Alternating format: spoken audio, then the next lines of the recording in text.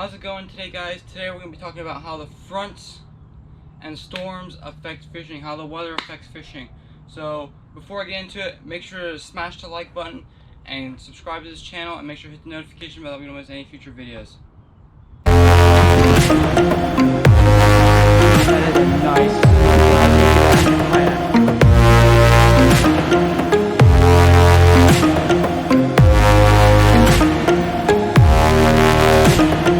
Alright guys, so right now let's talk to you about how the fronts are going to affect it. So the fronts, what they're going to do is going to be either a warm front or a cold front.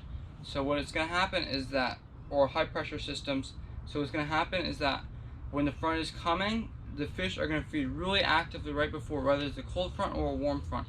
But when the front, on the back side of it, the fish are going to feed really good on it, whether or not it's a cold or warm front. But now normally on a cold front, what does feed really good right after the front comes through is the sheepshead. The sheepshead love cold fronts, and they feed really well behind it because it stirs the water up and gets all mucky and everything, and they just love that. So fronts are you going to be wanting to fish a couple days before, and then a couple days after you're going to want to fish for a couple days. Those are the best times to fish around fronts. And a lot of times when you have a front, you'll have rain coming through, and so storms affect it because of the pressure. And then right before a storm, fish are going to feed really well, and right after a storm, fish are going to feed really well, especially if there's a tide change. If you get tide change right before a storm, your bite's going to be on fire.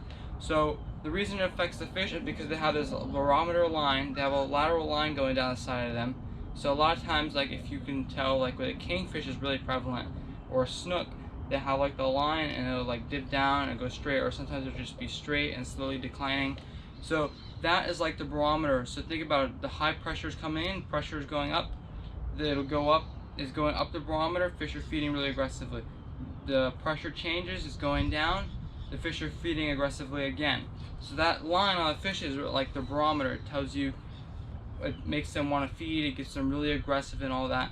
So a lot of times I know it's dangerous to fish around lightning storms, but if you can find like a shower coming through or some heavy rain, you'll be able to get a lot of good bites. Or like when you have a hurricane or a tropical storm or some type of tropical depression, you're going to want to fish right before that and right after that.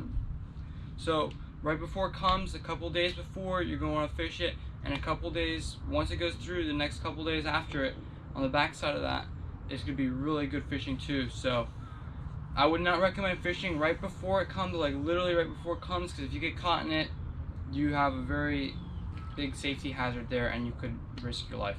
So, but on the flip side, if it is like just like a little passing shower or something, and there's like that storm and there's like a reef right in front of it, and you want to fish it and you know fish are going to be on it, fish it, and then that storm will come through. Right before it comes through, you'll get a bunch of bites. You might even end up having to fish into the storm, and right after that storm, it's going to be a really good bite. So make sure to look on your radar where there's the storms and all that. And for inshore, you don't want to look for the same thing. It's not just offshore principle, it's principle for everywhere. But you're going to be able to see all the bait in the water column starting to get all balled up because the fish are going to start chasing it. And you're going to want to make sure you have a really sophisticated fish finder. That way you can see all this stuff. So one place I would recommend is dbmarinesupplies.com. They have really good deals on all their fish finder. I'll leave the link below in the description. That way you guys can go check them out and get your new fish finders. So you're going to want to look on your fish finder. You're going to see all that clutter, you're going to see all the bait, and then now you're going to be able to see where all these fish are. So if before like a couple hours before it rains, if you find where the fish are, now you'll be able to go to your spot and drop your lines right before a storm, and you'll be able to just be bent over the whole time. So that's pretty much going to do it for today's video, guys. Make sure to smash the like button, subscribe to this channel, and hit the notification bell. Thanks for watching today's video, guys, and until next time.